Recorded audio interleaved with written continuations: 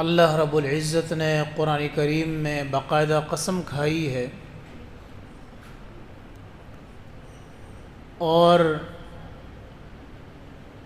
انہی ایام کی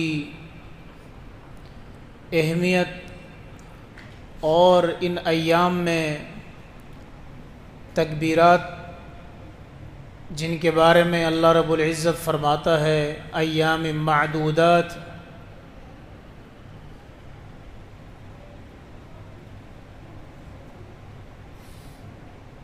اور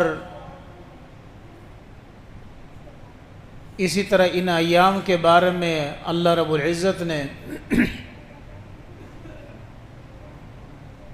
قسم کھا کے فرمایا والفجر ولیال عشر والشفع والوتر واللیل اذا یسر۔ علماء نے لکھا ہے کہ دنوں میں سب سے زیادہ افضل دن جو ہے وہ ذی الحجہ کے یہ 10 دن ہے، اور راتوں میں سب سے زیادہ افضل راتیں رمضان کے مہینے کے آخری 10 راتیں ہیں۔ اسی طرح ان ایام میں حج کا رکن ادا کیا جاتا ہے، ان ایام میں قربانی کا فریضہ ادا کیا جاتا ہے۔ اللہ رب العزت قرآن کریم میں حج کے بارے میں ارشاد فرما رہا ہے الحج اشہر معلومات فمن فرض فیہن الحج فلا رفث ولا فسوق ولا جدال فی الحج۔ جس پر حج فرض ہو جائے اور حج کے لیے وہ چلا جائے تو پھر اس کے لیے جائز نہیں ہے کہ وہ گالی دے، گالم گلوچ کرے اور برا بلا کہے، کیونکہ حج ایسا موقع ہے جہاں لڑائی کا زیادہ شبہ ہو سکتا ہے، انتہائی سخت قسم کا عمل سے انسان گزرتا ہے حج کے موقع پر۔ عمرہ تو آدھے گھنٹے کا کام ہے، آپ جائیں طواف کرے، سعی کرے، بال منڈوائے، فارغ۔ لیکن حج اتنا آسان نہیں ہے جتنا آسان حج کو سمجھا جاتا ہے، اور خاص طور پہ گرمی کے اس موسم میں حج کا ہماری دعائیں کہ جو حج کے لیے گئے ہیں اللہ ان کے حج کو قبول بھی فرمائے، اللہ ان کے لیے آسانی بھی پیدا فرما دے۔ بڑا مشکلات سے گزرنا پڑتا ہے۔ شکر یہ ہے کہ خانہ کعبہ پاکستان میں نہیں ہے، ورنہ یہاں ہم بریلوی کہتا کہ یہ بھائی اب ہمارا ٹائم ہے طواف کرنے کا، دیوبندی کہتے ہیں ہمارا ٹائم ہے۔ اللہ کا شکر ہے کہ خانہ کعبہ سعودی عرب میں ہے، ٹھیک ہے، وہاں کوئی یہ فرق نہیں رکھا جاتا کہ یہ دیوبندی ہے، بریلوی ہے، اہل حدیث ہے، سارے ایک مسلمان ہو کر ایک ہی ٹائم میں حج کا فریضہ ادا کر رہے ہوتے ہیں، اور آپ کو ہر ایک انتظامیہ کا شخص ایکٹیو نظر آئے گا، آپ کو انتظامیہ کا شخص اس بات کا مصداق نظر آئے گا کہ اللہ رب العزت نے ان اول بیت وضع للناس للذی ببکۃ مبارکا وہدی للعالمین، جو برکتیں سمیٹنے کی جگہ تھی وہ انتظامیہ کے پاس بھی ہے۔ یہ بھی اللہ کا شکر ہے کہ پاکستان سے بہت سارے حضرات خدمت کے لیے جاتے ہیں، لیکن آپ حیران ہوں گے ہزاروں ٹن کا زمزم پیا جاتا ہے، گرایا جاتا ہے، آپ کو وہاں اتنا سا بھی قطرہ نظر نہیں آئے گا فرش پر۔ ہزاروں ٹن کا زمزم پیا جاتا ہے عین طواف کے دوران، اور وہ گلاس بعض دفعہ پھینک دیے جاتے وہاں پر، آپ کو ایک گلاس بھی نیچے نظر نہیں آئے گا۔ میں کہتا ہوں حج ایک ایسے ایام ہے کہ جن لوگوں نے زندگی کا سلیقہ سیکھنا ہے، مشکلات کو برداشت کرنے کا سلیقہ سیکھنا ہے، صبر و تحمل سیکھنا ہے، صفائی سیکھنی ہے، اللہ کی بڑائی سیکھنی ہے، رسول اللہ صلی اللہ علیہ وسلم کی سنتوں کو سیکھنا ہے، نبی علیہ الصلوۃ والسلام کی اداؤں کو سیکھنا ہے، ابراہیم علیہ الصلوۃ والسلام کے اس امتحان اور آزمائش میں کامیابی کو دیکھنا ہے، حضرت ہاجرہ علیہ الصلوۃ والسلام کی اس تڑپ کو دیکھنا ہے، حضرت اسماعیل علیہ الصلوۃ والسلام کے بھوک سے بلبلانے کو دیکھنا ہے، اور ابراہیم علیہ الصلوۃ والسلام کا اپنے بچوں کو اس گرمی میں چھوڑنے کو دیکھنا ہے، اور ابراہیم علیہ الصلوۃ والسلام کی اس صداؤں کو دیکھنا ہے جو انہوں نے خانہ کعبے کے بنانے کے بعد اللہ نے فرمایا وَأَذِّن فِي النَّاسِ بِالْحَجِّ يَأْتُوكَ رِجَالًا وَعَلَى كُلِّ ضَامِرٍ يَأْتِينَ مِنْ كُلِّ فَجٍّ عَمِيقٍ۔ اے ابراہیم اب آواز دو لوگوں کو کہ حج کی طرف آئے۔ کہنے لگے اے اللہ میں آواز تو دوں گا، سنائی کیسے دے گا؟ کوئی تو ہے نہیں، میں یہاں کھڑا ہوں، کوئی سنا کس کو سنائی دے گا؟ ایک فرد کس طرح دعوت دے گا؟ اللہ نے فرمایا اے ابراہیم تم آواز دو، دعوت دو، پہنچانا میرا کام ہے، یہ میرا کام ہے پہنچانا۔ اور پھر پہنچایا کیسے؟ یأتون من کل فج عمیق، دور دراز سے لوگ آ رہے ہیں، پیدل بھی حج کی طرف جا رہے ہیں اور سواریوں پر بھی جا رہے ہیں، سب اللہ اکبر کے صدائیں بلند کر کے جا رہے ہیں۔ قرآن کریم نے اس منظر کو خوبصورت کھینچا اور ہمیں یہ پیغام دیا کہ حج صبر کی جگہ ہے، لہٰذا واپس لوٹو تو صبر سے کام لو۔ حج جو ہے وہ شکر کی جگہ ہے، واپس لوٹو تو شکر سے کام لو۔ حج جو ہے وہ تڑپ کی جگہ ہے، واپس لوٹو تو تڑپ سے کام لو۔ حج کن کی؟ اللہ اکبر کی جگہ ہے۔ قرآن کریم میں اللہ نے واضح فرمایا الحج اشہر معلومات فمن فرض فیہن الحج فلا رفث ولا فسوق ولا جدال في الحج وما تفعلوا من خير يعلمه الله وتزودوا فإن خير الزاد التقوى واتقون يا أولي الألباب ليس عليكم جناح أن تدخلوا بيوتا غير مسكونة فيها متاع لكم والله سميع عليم۔ آگے فرمایا کہ یہ کیا ہے؟ یہ خاص ایام معدودات، فمن كان منكم ایام معدودات فمن كان منكم مريضا او على سفر، ایام معدودات، یہ چند دن ہے۔ کیا ہے؟ اس میں اللہ کا فذکروا اسم اللہ، پھر اس میں اللہ کا ذکر کرو، اور ذکر کیسے کرو؟ اللہ اکبر لا الہ الا اللہ واللہ اکبر وللہ الحمد، اللہ اکبر لا الہ الا اللہ واللہ اکبر وللہ الحمد۔ 9 ذی الحجہ کی فجر سے لے کر 13 جو ہے ذی الحجہ ایام تشریق کے آخری دن تک، عصر تک یہ دہرانے ہیں۔ ہر نماز کے بعد چاہے خاتون ہے چاہے مرد ہے، سب پر یہ لازم ہے کہ 1 مرتبہ پڑھنا ورنہ گناہگار ہوگا۔ 1 مرتبہ اونچی آواز سے پڑھنا، 3 مرتبہ لازم نہیں، کوئی پڑھتا ہے تو کوئی قباحت نہیں، لیکن اونچی آواز سے صرف 1 مرتبہ پڑھیں گے۔ کیا پڑھیں گے؟ اللہ اکبر لا الہ الا اللہ واللہ اکبر وللہ الحمد۔ ہمیں تو یہاں تک کہ عبداللہ بن عباس رضی اللہ عنہ فرماتے ہیں اور عبداللہ بن عمر جب وہ یہ ایام آتے تھے تو وہ بازاروں میں جاتے تھے اور زور زور سے پڑھتے تھے اللہ اکبر لا الہ الا اللہ واللہ اکبر وللہ الحمد۔ کتنے خوبصورت جملے ہیں جب ایک انسان سب سے پہلے جیسے حج کے ایام شروع ہو جاتے ہیں پھر یہ چھوڑ دیتا ہے، پھر یہ شروع کر دیتا ہے لبیک اللہم لبیک لبیک لا شریک لک لبیک ان الحمد والنعمت لک والملک لا شریک لک۔ سورے بھیک آواز پڑھ رہے ہوتے ہیں۔ خوبصورت منظر حج کا ہے، خوبصورت دین ہمارا ہے۔ تو یہ حج کا پہلا کیا تھا؟ اللہ تبارک و تعالی نے آدم علیہ السلام کو پیدا کیا۔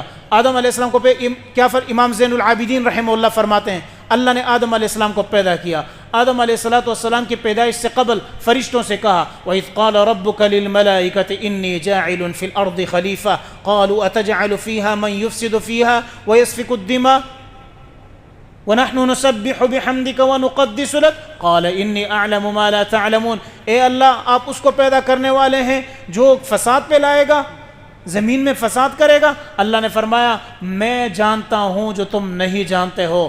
آدم کو پیدا کیا۔ آدم علیہ السلام کے پیدائش کے بعد جب فرشتوں نے یہ کہا اللہ نے فرمایا اب تم اس طرح کرو کہ تمہیں اس چیز کے وبال سے نکلنے کا یہ ہے کہ بیت المعمور بناؤ۔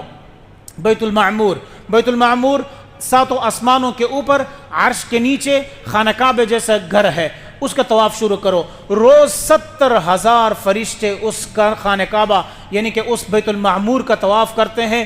امام زین العابدین رحمہ اللہ فرماتے ہیں کہ ایک فرشتہ جب ایک مرتبہ طواف کرتا ہے قیامت تک اس کی باری نہیں آتی ہے۔ کیا مخلوقات ہے اللہ کی، کیا خوبصورت مخلوقات ہے اللہ کا۔ ایک جبریل اگر اپنے پر یوں بچھا دے، ساتوں آسمان اور زمین کو اس کے اندر لے کے آئے۔ اس لیے تو کوئی جبریل کو دیکھنے کے تاب نہیں لے سکتا تھا۔ عباس چچا نے کہا رضی اللہ عنہ نے کہ اے اللہ کے رسول ذرا مجھے بھی دکھا دیجئے، میں نے بھی دیکھنا ہے۔ اللہ کے نبی نے فرمایا جی عباس تم نہیں دیکھ سکتے ہو، نہیں میں نے دیکھنا ہے۔ کہتے ذرا سی کیفیت کیا آ گئی، چاچا بے ہوش پڑے ہوئے ہیں۔ اور ہمارے نبی صلی اللہ علیہ وسلم 4 مرتبہ جبریل کو دیکھ چکے ہیں، لیکن جبریل علیہ السلام اگر آتے تھے دحیہ کلبی رضی اللہ عنہ کی صورت میں آتے تھے۔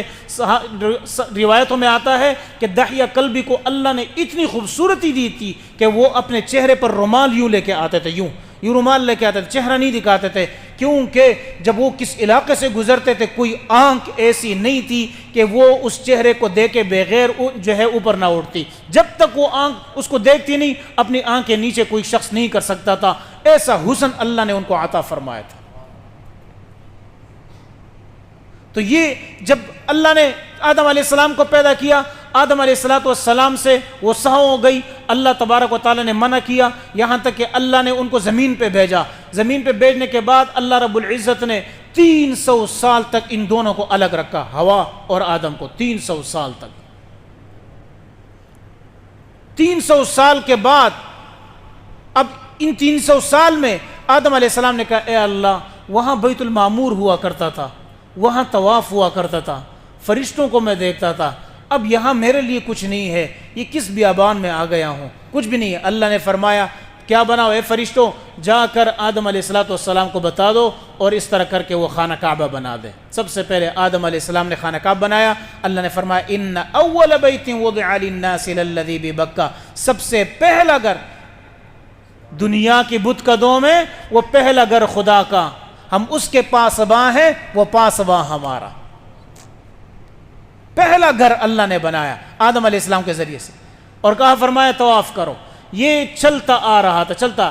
سب سے پہلے جو حج آیا یہ ابراہیم علیہ السلام کی سنت ہے، ان کی شریعت میں آیا، لیکن تورات زبور انجیل میں چینج آتا رہا، حج کے ارکان میں تبدیلیاں آتی رہی، یہاں تک کہ یہ پہنچتے پہنچتے جب نبی علیہ السلام کا دور آیا اور آپ صلی اللہ علیہ وسلم مکہ فتح فرمایا، حج کا موقع ہے، آپ نے سب سے پہلے مشرکین نے اپنا حج کیا، جو آئے تھے وہاں رہتے تھے ان نے اپنا حج کیا اپنے طریقے سے، لیکن آپ صلی اللہ علیہ وسلم نے حج فرمایا اور فرمایا آج کے بعد ایسا حج ہوگا، اس کے علاوہ کوئی حج نہیں ہوگا، اس اور طریقے سے ایسا حج ہوگا۔ یہ کیوں تبدیلیاں آئیں؟ یہ بدعات کی وجہ سے آئی۔ کوئی مسئلہ نہیں ہے، اگر ہم نے یہ کر دیا تو کیا ہو گیا، یہ ہمارے اس چیز نے دین کا بیڑا غرق کر دیا۔ کوئی مسئلہ نہیں، یہ ہوا تو کیا ہوا۔ یہ کیا کرتے تھے؟ طواف سب سے پہلے جب احرام باندھتے تھے، احرام گھر میں باندھتے تھے، تو پھر ان کے اوپر یہ لازم تھا کہ وہ اس دروازے سے نہیں نکلتے جس گھر میں دروازے، احرام باندھ کر اس دروازے سے واپس نہیں نکلتے تھے، چھت کو پاڑ کر نکلتے تھے اوپر۔ عجیب جاہلیت تھی۔ لیس البر ان تأتوا البیوت من ظہورها ولكن البر من اتقى وأتوا البیوت من ابوابها واتقوا اللہ لعلکم تفلحون۔ یہ اچھائی نہیں ہے کہ تم جو ہے احرام باندھنے کے بعد دروازوں کو چھوڑ کر ان کے اوپر چھت کے اوپر جو ہے نکلنے لگو، بلکہ کیا چاہیے کہ تم اس دروازے سے نکلو۔ یہ چھوٹی چھوٹی چیزیں انہوں نے ایجاد کی، یہاں تک کہ حج کا سارا مہینہ بگاڑ دیا۔ کیا کرتے تھے؟ حج محرم کے مہینے میں ہوگا، محرم کا مہینہ کہاں چلا گیا؟ وہ ذی الحجہ کے مہینے میں چلا گیا۔ ذی الحجہ کا مہینہ کہاں آ گیا؟ یہاں آ گیا۔ یہ اونچ انما النسیء فی زیادۃ فی الکفر یضل به الذین کفروا یحلونہ عاما ویحرمونہ عاما لیواطئوا عدۃ ما حرم اللہ فیحلوا ما حرم اللہ زین لهم سوء اعمالهم ان اللہ لا یهدی القوم الکافرین۔ اللہ نے فرمایا ان کا کام یہی ہے، اس کو حرام کرنا، اس کو حلال کرنا، یہ جائز ہے، یہ ناجائز ہے۔ یہ چینجنگ انہوں نے اپنی زندگی میں لائی شریعت میں۔ اللہ کے پیارے حبیب صلی اللہ علیہ وسلم نے خوبصورت آخری ایام، پتہ ہے جب یہ سارے ایام یوں گھوم رہے تھے تو حضور علیہ السلام نے جس ٹائم حج فرمایا سارے ایام واپس اس سمیٹ لوٹ گئے تھے، یعنی گھومتے گھومتے نبی علیہ السلام نے جن ایام میں حج فرمایا بالکل وہ گھوم گھوم کر واپس اسی منہج پر پہنچ گیا تھا، اسی طریقے پر وہ ایام پہنچ گئے تھے، اور آپ نے فرمایا اب یہ تمہارا حج ہے، اور یہ میں نے تمہیں سکھایا۔ کیوں سکھایا؟ کیونکہ اسی طرح اللہ تبارک و تعالی کے فرشتے ابراہیم علیہ السلام کو سکھا چکے تھے۔ تو مقام عرفات، یہ جو عرفہ کا مقام ہے، عرفہ کا دن، عرفات کو عرفات اس لیے کہتے ہیں کہ یہاں آ کر آدم علیہ السلام اور حوا علیہ السلام کی ملاقات ہوئی، ایک دوسرے کو پہچان لی، اس لیے اس کو مقام عرفات کہتے ہیں۔ یہاں چند منٹ کے لیے جانا ضروری ہے، مقام عرفات لازم ہے۔ اور یوم عرفہ کا مطلب کیا ہے؟ یوم عرفہ کا مطلب بعض حضرات نے عرفہ تحفے کو کہا ہے کہ اس دن اللہ رب العزت کا تحفہ یہ ہے کہ جو لوگ مقام عرفات میں جا کر جو دعائیں مانگیں گے اللہ رب العزت ان کے سارے گناہوں کو معاف فرمائے گا۔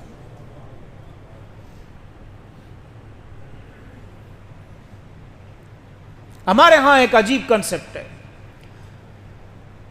حج پہ کوئی جا رہا ہے، اس کو حج پہ جانے کی کیا ضرورت ہے، یہ تو حج کر چکا ہے، یہ پیسے غریبوں کو دے دے۔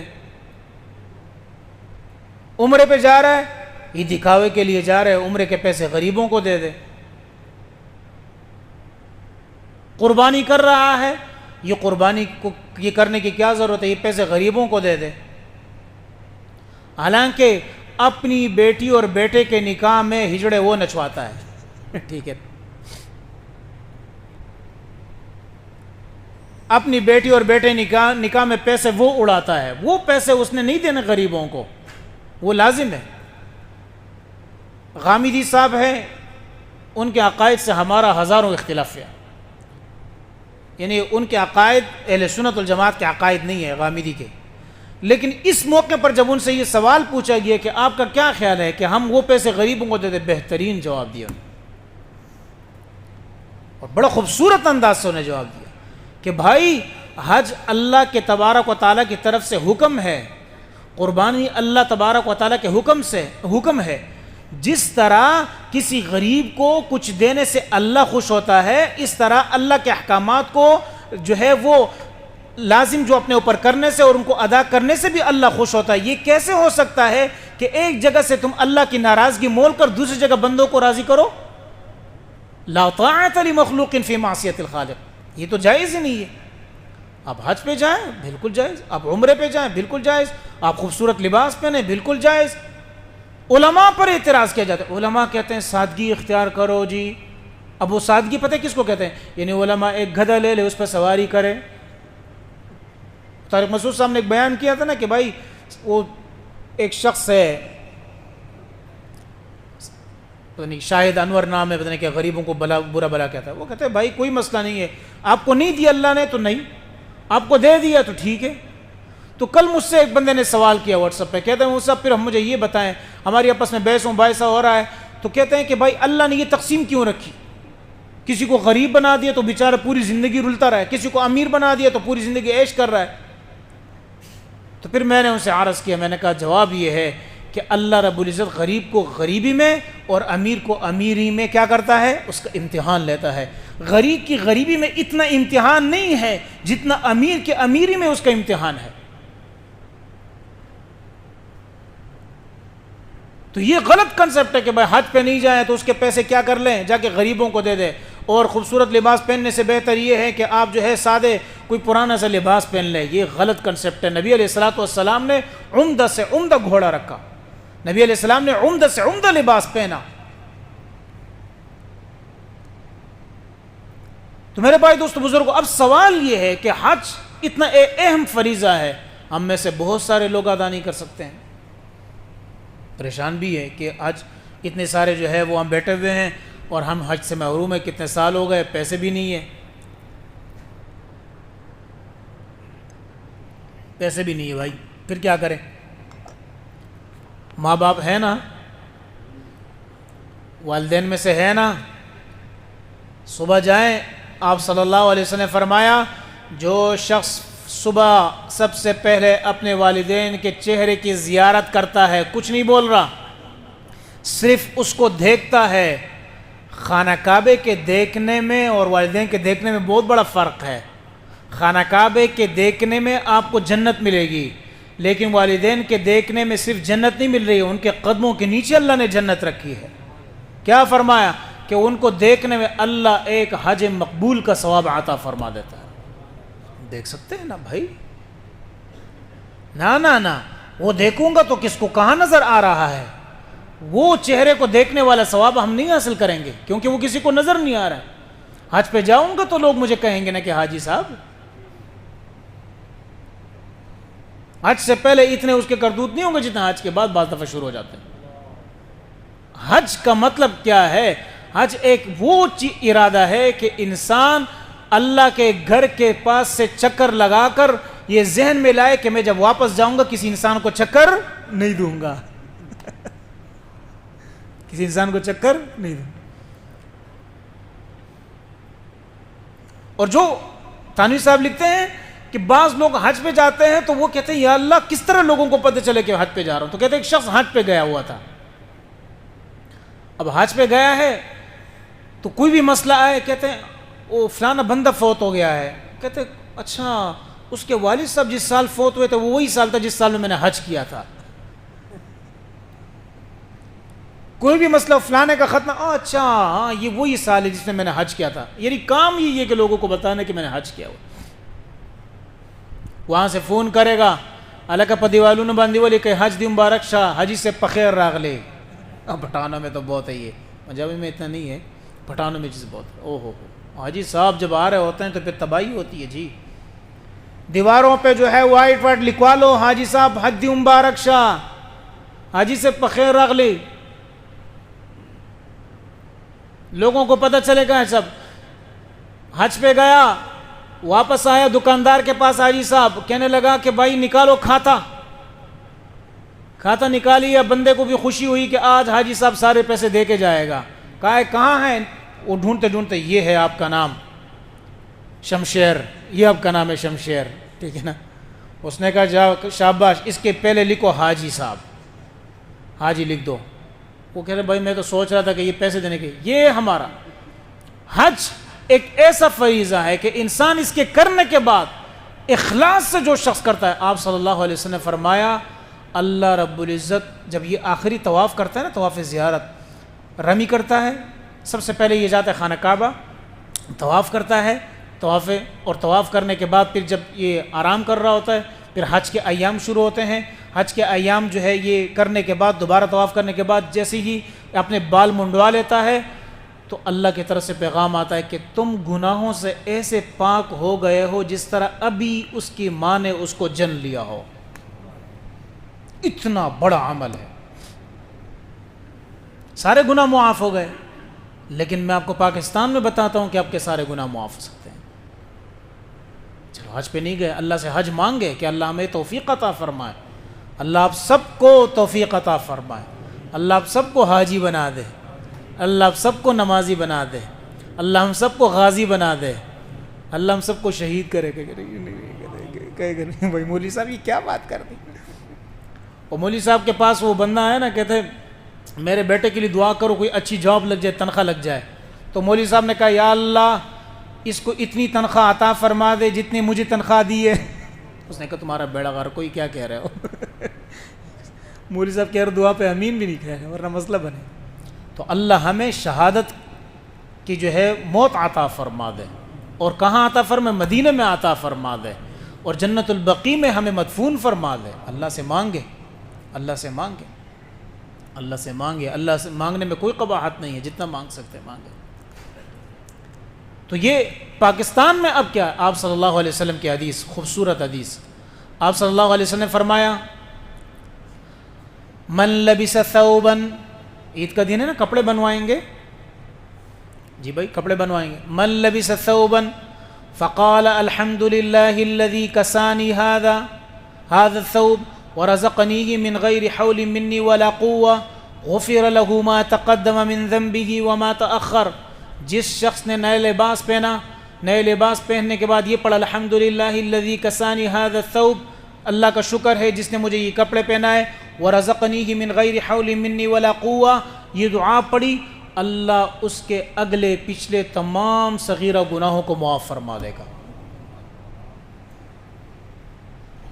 اور ایک اور روایت سنیں، آپ صلی اللہ علیہ وسلم نے فرمایا، عمر بن خطاب رضی اللہ عنہ کی روایت ہے، آپ نے فرمایا کہ جس شخص نے نیا کپڑا پہنا، فقال الحمد للہ الذی کسانی ھذا کسانی ما اواری به عورتی واتجمل به فی حیاتی ثم عمد الى الثوب الذي اخلق فتصدق به ثم قال سمعت رسول الله صلى الله عليه وسلم يقول من لبس ثوبا جديدا فقال الحمد لله الذي كساني ما اواری به عورتی واتجمل به في حياتي ثم عمد الى الثوب الذي اخلق فتصدق به كان في كف الله في كنف الله وفي حفظ الله وفي ستر الله حيا وميتا. اللہ اکبر.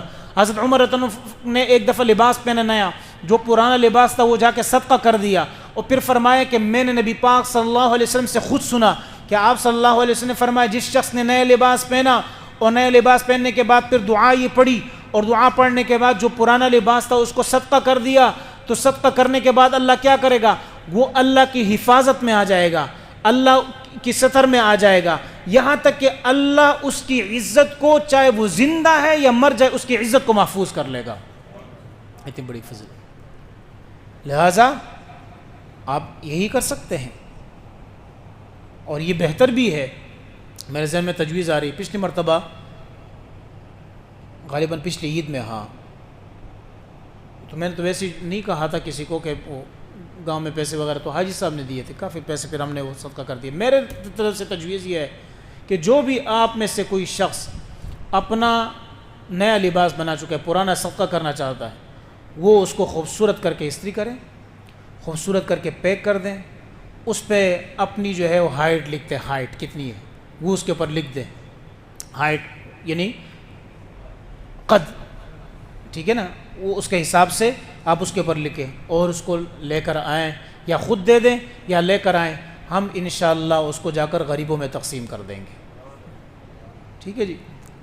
بہت ساروں کے پاس ایسا لباس ہے جو یوز استعمال ہی نہیں کرتے ہیں. گزشتہ دنوں میں نے خود، جب ہمارا یہ حالت ہے تو اوروں کی کیا حالت ہوگی کہ لباس میں نے گنے تو تقریباً 40 جوڑ ہیں. وہ 40 جوڑے سے میں نے کہا نکالو اس کو، نکالو. وہ تو سارے طالب علموں کے لیے میرے جوڑے ہوتے ہیں، عام لوگوں کے لیے میں نے کہا نکالو، یہ طالب علموں کو دے دو خدا کے بندے. تو اس لیے آپ حضرات سے میری گزارش ہے کہ اس جوڑوں کو آپ خوبصورت پیک کریں، پیک کر کے شاپر میں بند کر دیں، اس پہ قد لکھ لیں تاکہ کسی کو دینے میں پھر ہمیں مسئلہ نہ ہو، اور وہ جا کر یہاں آ کر مسجد میں جمع کرا دیں. انشاءاللہ ہم اس کو کیا کر لیں گے، عید سے پہلے ہم غریبوں میں تقسیم کریں گے انشاءاللہ. یہ ایک ذہن میں ایک تجویز آ رہی ہے. ٹھیک ہے جی انشاءاللہ. دوسری بات یہ ہے کہ قربانی ہمارے ہاں جو ہے وہ قربانی کے جانور جو ہے الحمدللہ اجتماعی قربانی ہے. اجتماعی قربانی بہت محتاط والا عمل ہے، اونچ نیچ بھی ہو سکتی ہے تھوڑی سی، تو اس میں تھوڑا سا برداشت کریں. اونچ نیچ بعض دفعہ ہوتی ہے، گوشت دینے میں ٹائم بعض دفعہ لگ جاتا ہے، اور جانور کے ذبح میں ٹائم لگ جاتا ہے، قصائی کے آنے میں ٹائم لگ جاتا ہے، یہ اونچ نیچ ہوتی ہے. تو یہ پہلے سے ذہن میں رکھے، ایسا نہ ہو کہ سارے خطرے جو ہے وہ مولنے پڑے. تو یہ پہلے سے ذہن میں اونچ نیچ ہو جاتی ہے. انشاءاللہ نہیں ہوگی، لیکن اگر ہو گئی تو کیا کر لیں، برداشت کریں. ٹھیک ہے. تیسری جو اہم بات ہے وہ یہ ہے کہ جو بھی حضرات کیا نام ہے قربانی کر رہے ہیں، تو ہمارے ہاں مدرسہ ہے، استاد ہے، طالب علم ہے، لہٰذا اپنی قربانی کی کھالیں، یہاں جمع فرمائیں، اور کوشش کریں کہ جو خود لے کے آ سکتے ہیں خود لے کے آئیں، کیونکہ بچے وہ چھوٹے ہوتے ہیں، ہمارے پاس بچے بہت چھوٹے ہیں تو ان کا جانا بڑا مشکل ہوتا ہے. لیکن اگر کوئی اس طرح نہیں ہے تو انشاءاللہ ہم بڑے بچوں کو بھی ہائر کریں گے، تو خدمت کے لیے بڑے بچے بھی آ جاتے ہیں. اگر کوئی بڑے بچے نے نام وغیرہ لکھوانا ہے تو وہ لکھوا بھی سکتا ہے کہ قاری صاحب کے ساتھ ہیلپ کریں، اور وہ کھالے جو ہے وہاں سے لے کے آئیں گے، تو کھالیں آپ یہاں جمع فرمائیں، یہ بھی ضروری ہے. چوتھی بات جو بڑی اہم ہے وہ یہ ہے کہ گرمیاں آ رہی ہیں، اور شدید گرمیاں، اور گرمی ہے تو پھر کیا کرے، گرمی ہے نا. وہ جس کو دیکھو بڑی گرمی ہے جی، وہ تو گرمی ہے تو کیا کرے، گرمی ہے اب کیا کر سکتے ہیں. ٹھیک ہے نا. تو گرمی ہے، یہ بھی اللہ کی طرف سے امتحان ہے، سردی ہے یہ بھی اللہ کی طرف سے امتحان ہے، اور نعمت ہے، یہ دونوں نعمت ہے. لہٰذا گرمی میں چونکہ بجلیوں کا بل بہت زیادہ ہماری مسجد کا آتا ہے، خاص طور پہ اے سی ہم چلاتے ہیں، اس کا بڑا بل آتا ہے. تو آپ حضرات میں سے ذہن میں جب ہم یہ کہتے ہیں نا کہ یہ تعاون کرے، تو ان لوگوں کے ذہن میں آتا ہے جن کو پیسے دیکھے چلو میں تعاون کروں گا 5,000 10,000. ہر بندہ اپنے حصے ڈالے کریں. یہ تعاون کا مطلب یہ نہیں ہوتا کہ بھائی یہ امیروں نے ہی سارا سب کچھ کرنا ہے. ایک دفعہ حضور علیہ الصلوۃ والسلام نے ایک عمل بتایا نا، اور صحابہ آئے، اللہ کے رسول ہمیں کوئی ایسا عمل بتایا نا کہ امیر لوگ صدقہ کرتے ہیں، ہمارے پاس تو پیسے نہیں ہیں، تو یہ تو آگے نکلتے جا رہے ہیں. تو حضور علیہ السلام نے ایک عمل بتا دیا. تو عرض کیا اللہ کے رسول یہ امیروں کو نہیں بتانا، ٹھیک ہے. آپ نے فرمایا نہیں بھائی، وہ سب کو پتہ چل گیا، امیروں کو پتہ چل گیا. صحابہ جو امیر تھے انہوں نے شروع کر دیا، پھر آ گئے اللہ کے رسول یہ کیا ہو گیا، کیا ہو گیا؟ وہ تو صدقہ کرتے تھے اس کا ثواب ہو، پھر جو ابھی جو آپ نے عمل بتایا اس کا بھی ثواب لے گئے. تو آپ نے فرمایا بھائی اس میں کچھ نہیں کر سکتا ہوں. تو اس میں ہر بندے کا حصہ، چاہے وہ 10 روپے چاہے 20 روپے، جو غریب ہے اپنے حصہ، اور جو مالدار ہے وہ اپنی حیثیت کے مطابق ڈالے، ٹھیک ہے نا. اللہ رب العزت آپ کا صدقہ بھی قبول فرما دے اور ہمارے یہ جمعہ بھی قبول فرما دے، اور اللہ تبارک و تعالی ہم سب کے گناہوں کو معاف فرمائے. ایک اہم گزشتہ دن مجھے ایک ساتھی نے کال کی، اور وہ آتے رہتے ہیں رمضان میں، میں جانتا بھی ان کو ہو، رمضان میں اکثر آتے ہیں یہاں، کیا نام ہے، چندے کے لیے آتے ہیں، شعبان میں آتے ہیں، رمضان میں. تو انہوں نے کہا مجھے کہ ہم گاؤں میں مدارس ہے، ان کے مدرسے تقریباً کوئی 4 مدرسے ہیں ان کے.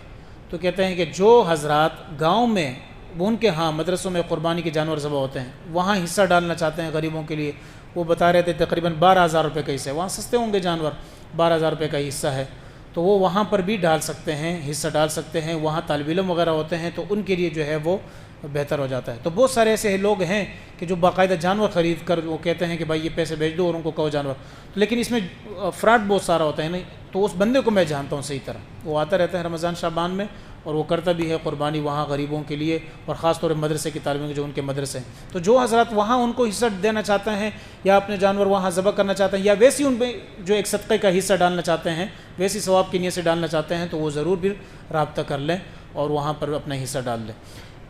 پھر آخری جو بات ہے وہ یہ ہے کہ عید کی نماز انشاءاللہ 6:15 بجے ادا ہوگی، 6:15 بجے نا انشاءاللہ، 6:15 بجے انشاءاللہ عید کی نماز ادا ہوگی، اور 5:45 پر جو ہے وہ بیان شروع ہوگا، 6:15، تاکہ جلد نماز ہو اور جلد جو ہے وہ ہم قربانی کریں. گرمی بہت ہے، پھر مسئلہ بنے گا، تو ٹھنڈ میں آپ قربانی کریں اور ٹھنڈ میں آپ نماز پڑھیں. اللہ ہماری زندگیوں میں بھی سکون عطا فرمائے اور ہماری قبروں میں سکون عطا فرمائے. الحمدللہ.